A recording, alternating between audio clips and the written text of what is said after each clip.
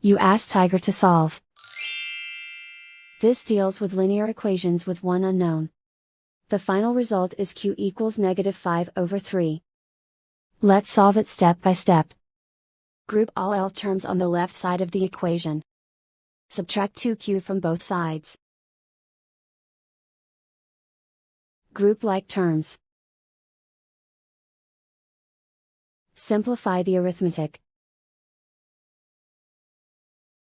Group like terms. Simplify the arithmetic.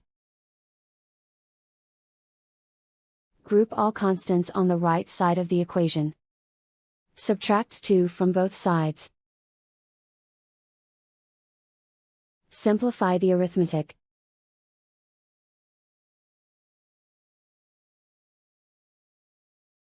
Isolate the L.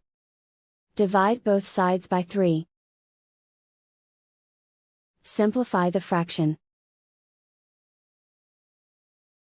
And so the final result is q equals -5/3.